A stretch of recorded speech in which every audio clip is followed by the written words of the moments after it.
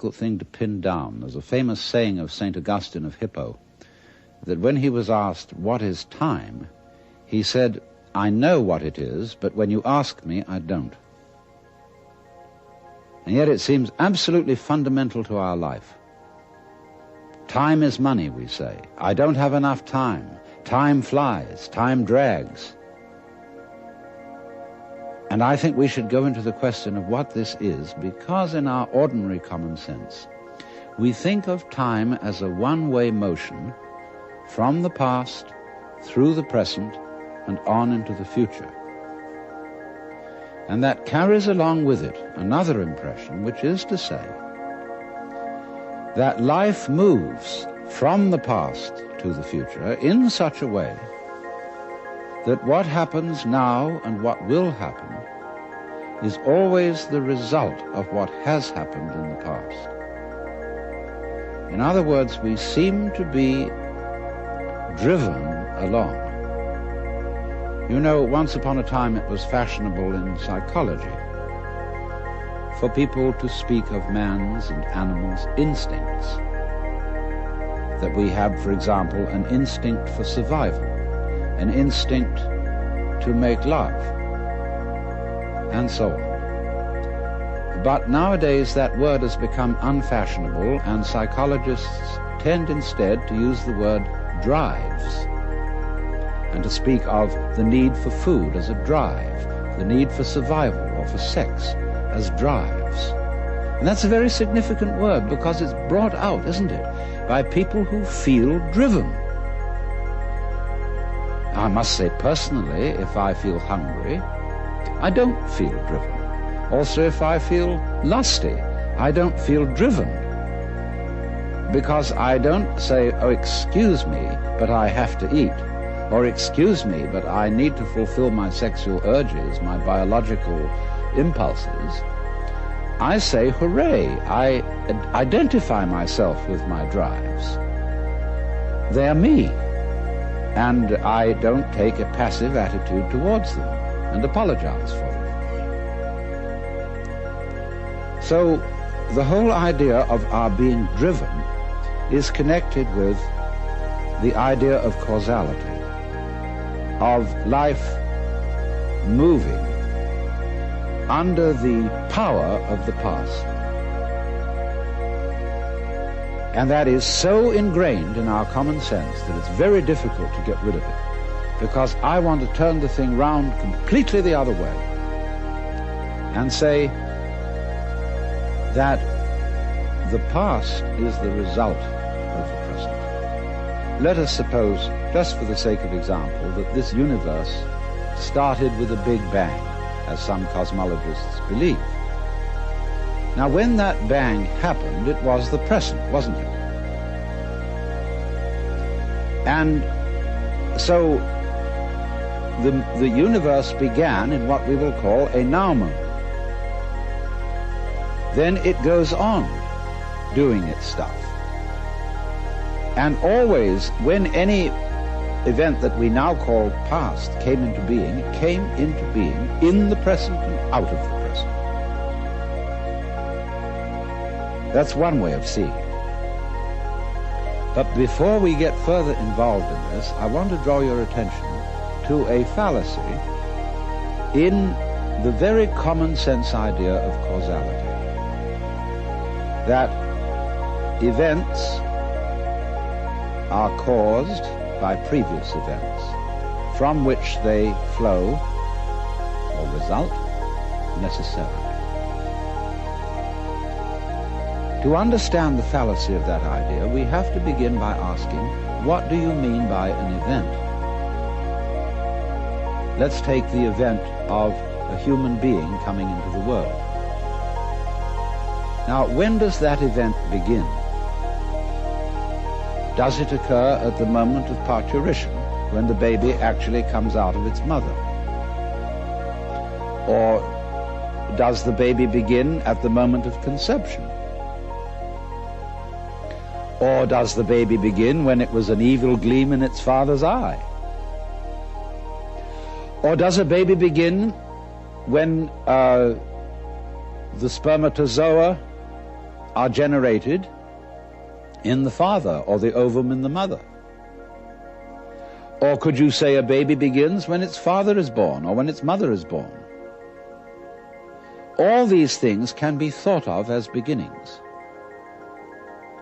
But we decide, for purposes of legal registration, that a life begins at the moment of parturition, and that is a purely arbitrary decision. And it has validity only because we all agree about it. Let me show you the same phenomenon in the dimension of space instead of the dimension of time. Let's ask, how big is the sun? Are we going to define the sun as limited by the extent of its fire? That's one possible definition. But we could equally well define the sphere of the sun by the extent of its heat. We could also define the sphere of the sun by the extent of its light. And each of these would be reasonable choices, except that it's rather difficult to keep track of the extent of its light, because we're inside it. And therefore we have arbitrarily agreed to define the sun by the limit of its visible fire. But you will see in all these, by these analogies, that how big a thing is, or how long an event is simply a matter of definition. Now, therefore, when by simple definition, for purposes of discussion, we have divided events into certain periods, we'll say the First World War began in 1914 and it ended in 1918. Now, actually, all those things which led up to the First World War started long before 1914. And the repercussions of that war have continued long beyond 1918. How are we to distinguish an event from its repercussions?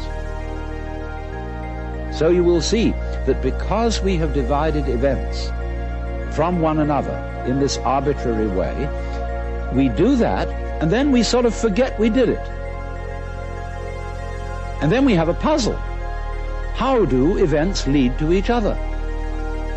Because you see, in reality, there are no separate events. Life moves along like water.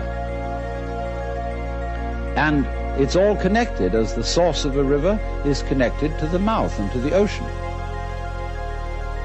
And all the events or things going on are like whirlpools in the stream. Because you go there today and you see a whirlpool. You go there tomorrow and you see a whirlpool. But it isn't the same whirlpool because all the water is changing every second. What is happening is not really what we should call a whirlpool, but rather a whirlpooling. It is an activity, not a thing.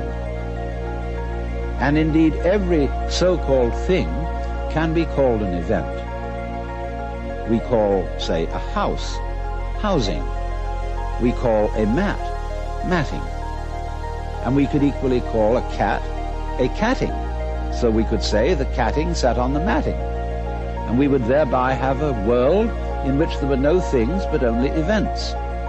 To give another illustration, a flame is something we say, there is a flame on the candle. But it would be more correct to say, there is a flaming on the candle, because the flame is a stream of hot gas. Let's take another amusing example. We say fist, and fist is a noun. And fist looks like a thing, but suddenly what happens to the fist when I open my hand? See, I was fisting. Now I'm handing it to you. So every kind of so-called thing can be spoken of as an event, and because events flow into each other, the fisting flows into the handing, we cannot say exactly where one ends and the other begins. So therefore, if we remember that, we shall see that we do not need the idea of causality to explain how a prior event influences a following event, because it's like this. Supposing I'm looking through a narrow slit in a fence, and a snake goes by, I've never seen a snake before, and this is mysterious. And I see through the slit in the fence, first the snake's head. Then I see a long, trailing body, and then finally the tail. I said, well, that was interesting. Then the snake turns round and goes back. And again, I see first the head, and then after an interval, the tail. Now, if I call the head one event and the tail another, it will seem to me that the event head is the cause of the event tail, and the tail is the effect. But if I look at the whole snake, I will see a head-tailed snake, and it would be simply absurd to say that the head of the snake is the cause of the tail, as if the snake came into being, first the head and then the tail. The snake comes into being out of its egg as a head-tailed snake. And so in exactly the same way, all events are really one event.